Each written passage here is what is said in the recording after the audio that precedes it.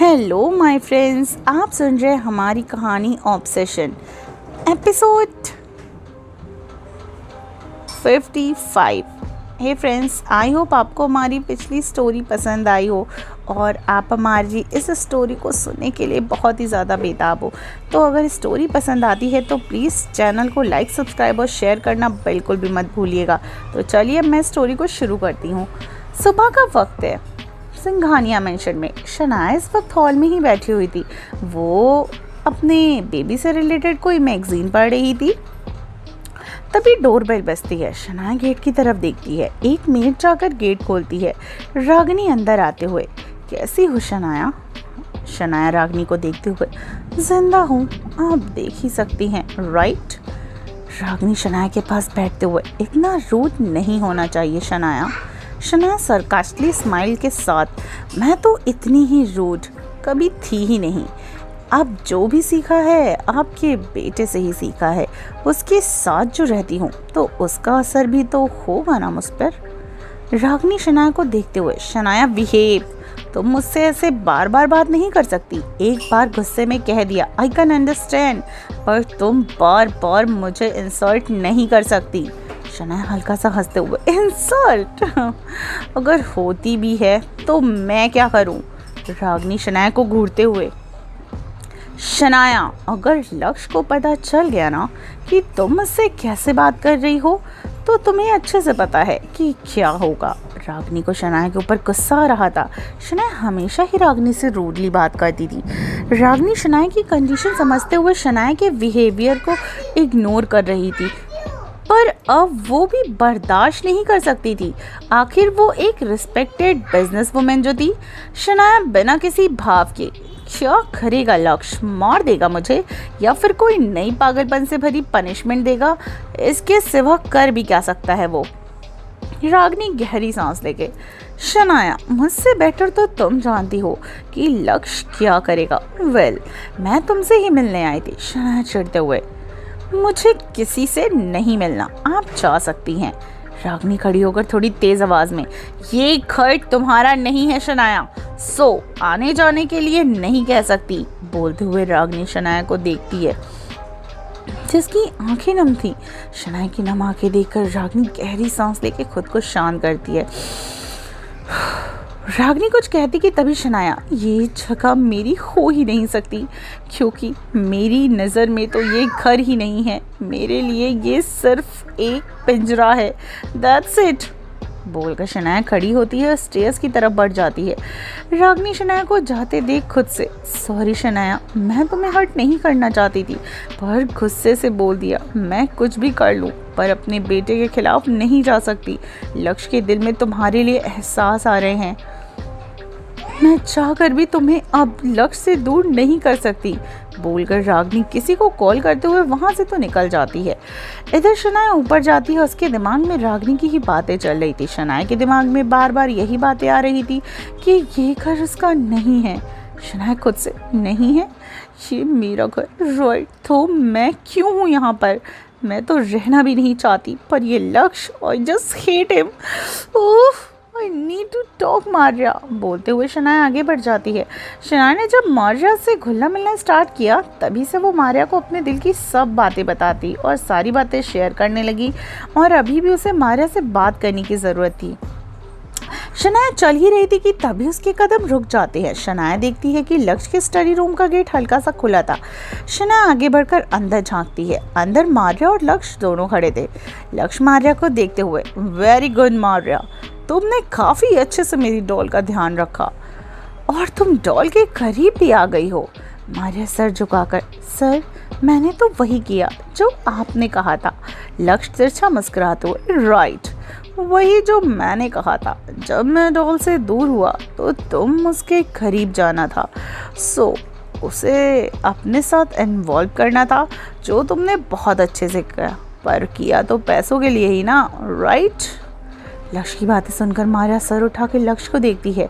हाँ, मारिया शनाया के करीब तो वैसे पैसों के लिए ही गई थी, पर वो धीरे धीरे मारिया शनाया से कनेक्ट होने लगी थी। पर वो ये बात लक्ष्य को बताकर अपनी मौत को इन्विटेशन नहीं दे सकती थी। मारिया एक बार फिर अपना सिर झुकाकर, यस सर। लक्ष्य ड्रॉअर से नोटों की गड्डी निकालकर टेबल पर रखते हुए, टेक इट। और अब तुम डॉल से दूर रहोगी मारिया, कुछ ज़्यादा ही करीब आ चुकी हो तुम उसके। तुम्हारे लिए वो मुझसे लड़ने को तैयार हो गई है and that is not good news. आज के बाद तुम डॉल से ना के बराबर ही बात करोगी, समझी? और लक्ष्य ने इतना ही कहा कि तभी गेट एक बूम की आवाज़ के साथ खुलता है। लक्ष्य सामने देखता है तो मारिया मुड़कर देखती है। सामने शनाया खड़ी थी, उसका चेहरा आंसुओं से बिल्कुल भीगा हुआ था। शनाया लक्ष्य को घूरते हुए, और क्या? Actually I know. और फिर तुम मजबूर कर दोगे कि मैं तुमसे बातें करूं। बोलते हुए शनाया मारिया को देखती है जो उसे हैरानी से देख रही थी। शनाया चिल्लाते हुए, I hate both of you. तुम सब एक जैसे हो। मेरे इमोशंस, मेरी फीलिंग्स सबका मजाक बना दिया है, मेरी ज़िंदगी मजाक बना दिया है। बोलकर शनाया गुस्से में वहाँ से चली जाती है। लक्ष्य कुछ पल मारिया को घूर कर वहाँ से पीछे चला जाता है उसके। लक्ष्य बेडरूम तक पहुँचता है तो शनाया तुरंत लक्ष्य के ही मुंह पर गेट बंद कर देती है। लक्ष्य डोर नॉक करते हुए, doll open the door. Shanaya अंदर से चिल्लाते हुए, नहीं खोलूंगी, just go to hell. Shanaya रोते हुए पिलो को इधर उधर फेंकने लगी। उससे इस वक्त बहुत गुस्सा आ रहा था और साथ ही रोना भी। मारिया ने शनाया को सच में बहुत ज़्यादा अटैच कर दिया था खुद से और यही उसकी गलती थी। शनाया रो रही थी कि अचानक उसके पेट में ज़ोरों से दर्द उठने लगा। शनाया अपने पेट पर हाथ रखे ज़ोर से चिल्लाती है, उफ, और बेड पर बैठ जाती है। बाहर लक्ष्य पैनिक हुए जा रहा था। Doll what happens, open the door. अंदर शनाया की हालत ख़राब होने लगी। वो चिल्लाते हुए गेट की तरफ देख रही थी। शनाया की हिम्मत नहीं हो रही थी कि वो खड़ी हो सके। लक्ष्य गेट पर पंच मारते हुए, प्लीज़ डॉल दरवाज़ा खोलो, डैम इट। शनाया बेड से उठने की कोशिश करती पर वो उठ नहीं पाती।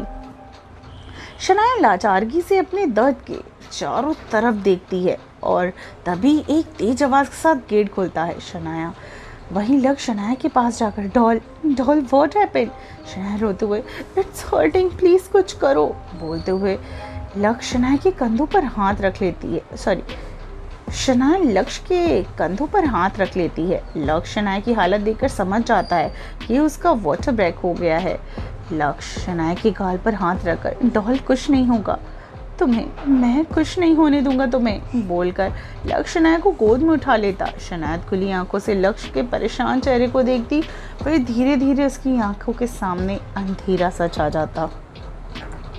तभी जब शनाया को धीरे धीरे अपनी आंखें खोलती है, आंखें खोलते ही एक तेज़ रोशनी की वजह से वो कुछ पल के लिए अपनी आंखें दोबारा बंद कर लेती है। कुछ पल के बाद शनाया अपनी आंखें खोलती है। शनाया एकटक ऊपर वाइट सीलिंग को देखती है। उसके कानों में बीप की आवाज़ें सुनाई दे रही थी। शनाया अपना सर घुमाकर चारों तरफ देखती है। तब उसे रियलाइज़ होता है कि वो हॉस्पिटल में बेड पर लेटी हुई है। शनाया को सब याद आता है कि क्या हुआ था। सब याद आते ही वो अपने पेट पर हाथ रखती है और उसकी आंखें बड़ी हो जाती है। शनाया का बेबी बम्प अब नहीं था। शनाया तुरंत उठकर बैठती है। उससे उसके शरीर में दर्द की लहर दौड़ जाती है, पर शनाया उस स्थान पर नहीं देती। पर शनाया अपने पेट पर हाथ रखकर खुद से, मेरा बेबी बम्प नहीं है क्या? मेरा बेबी आ चुका है। तभी वार्ड में एक नर्स आती है। शनाया सर उठाकर उस नर्स को देखती है। नर्स शनाया को देखते हुए, मैम आप बैठ क्यों गई हैं? शनाया नर्स को देखते हुए ब्लैंकली, मेरा बच्चा कहाँ है? शनाया का सवाल सुनकर नर्स कुछ नहीं बोलती। शनाया इम्पेशेंटली नर्स को देख रही थी। शनाया चिल्लाते हुए, चुप क्यों हो, बताओ मेरा बच्चा कहाँ है? शनाया के चिल्लाने की वजह से डॉक्टर, लक्ष्य और रागिनी अंदर आ जाते हैं। शनाया सबको देखती है पर उसकी नज़रें अपने बच्चे को ढूंढ रही थी। शनाया नम आंखों से सबको देखते हुए, just tell me where is my baby. Lakshya आगे बढ़ते हुए, लिसन डॉल।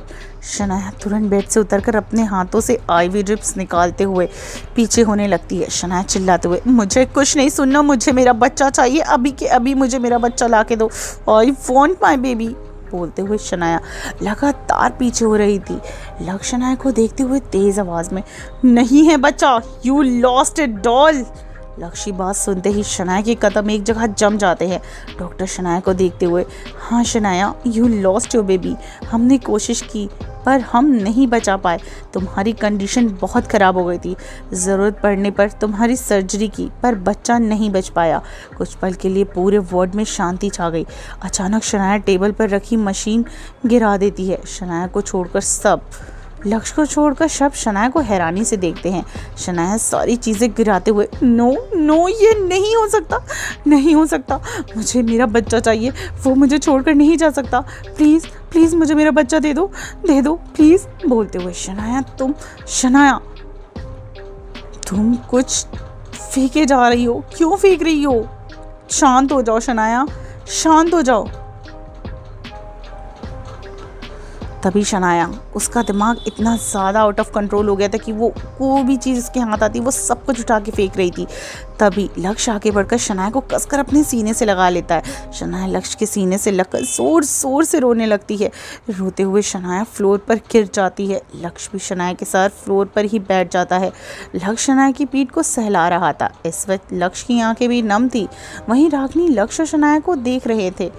उसकी आंखों से आंसू बह रहे थे। डॉक्टर भी शनाया को लिए सिंपैथी को काफ़ी फील कर रहा था और उसे बहुत ज़्यादा सिंपैथी के साथ ही देख रही थी।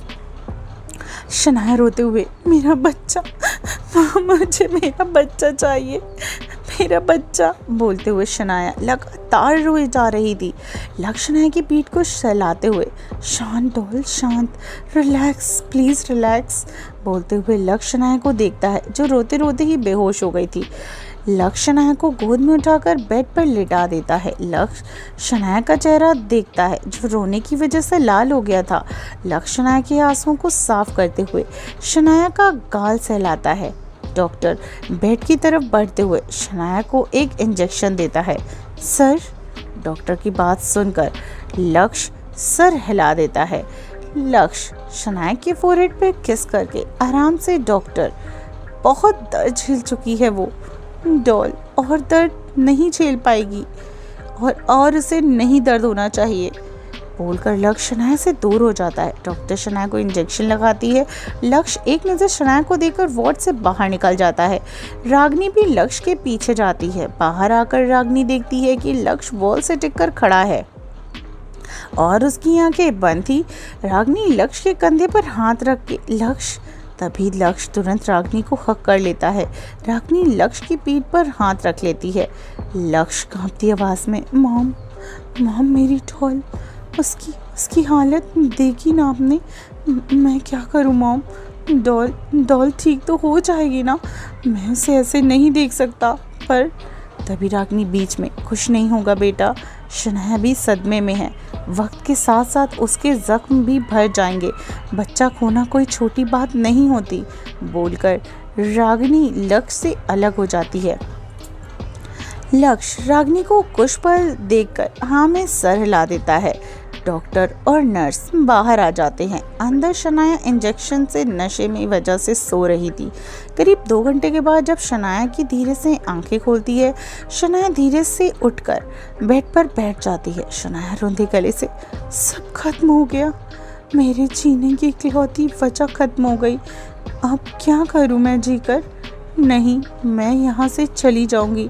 लक्ष्य के साथ रहने की वजह मेरा बच्चा था, पर अब वो भी नहीं, तो मैं क्यों रहूं लक्ष्य के साथ, मैं यहाँ से भाग जाऊंगी, ये सही वक्त है, बोलकर शनाया बेड से खड़ी होती है और अपने पेट पर हाथ रख लेती है। उसे दर्द हो रहा था। शनाया को याद आता है कि डॉक्टर ने कहा है कि उसकी सर्जरी हुई है। शनाया अपने पेट पर हाथ रखकर थोड़ा कंट्रोल करती है, बस एक बार यहाँ से निकल जाऊं। शनाया गेट खोलकर बाहर झांक कर देखती है। पूरा कॉरिडोर खाली था। शनाया को पता था कि लक्ष्य ने हॉस्पिटल खाली करवा दिया होगा। वो शनाया को लेकर कोई रिस्क नहीं लेता। शनाया वार्ड से बाहर निकलकर आगे बढ़ती है। उसकी बॉडी में बहुत पेन हो रहा था, पर शनाया अभी वह यहाँ से निकलना चाहती थी, इसलिए वो दर्द को इग्नोर कर रही थी।